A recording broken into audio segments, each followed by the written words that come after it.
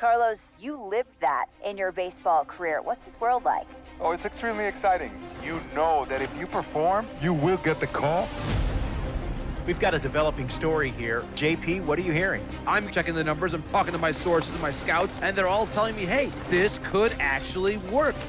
Most of us mere mortals, when we were that age, we were barely chewing gum and walking at the same time, let alone playing the hardest game there is. That Sammy's pumping up mentally here to adapt. That's what good players do. That dream of getting the big leagues is now becoming reality with that one phone call.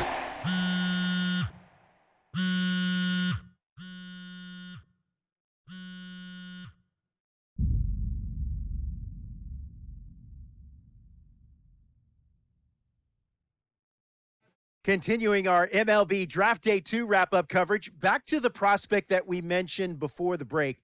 There was some surprise, even some criticism of the front office over how early he went off the board. Jonathan Mayo, what do you think of this pick? Man, I don't think any of us saw this one coming. This definitely feels like a reach to me. I had him more as a day 3 kind of guy. There was a split camp. A lot of scouts disagreed whether he's better as a pitcher or better as a hitter.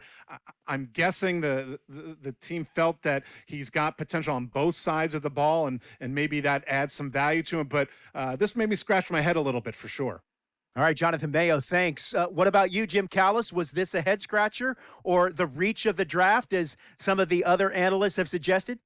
Yeah, I talked to somebody with the team, and they're excited to get this guy. This is a guy they really want. And the 2 points the club made to me were, one, this whole debate, is he a hitter, is he a pitcher? What are you going to do with him? There was a lot of confusion. This team isn't confused. This team feels like he's got very good potential as a hitter and as a pitcher. They may even try to play him both ways. And they felt like there were a couple other teams that were starting to sniff around this guy. And, this isn't the NFL or NBA draft where you can trade down to get a guy you want. If you want a guy, you have to take him because there's no trades. And they felt like if they didn't take him where they did, somebody else was going to get them. And they just absolutely did not want that to happen. Jim Callis, we appreciate the time. Thanks.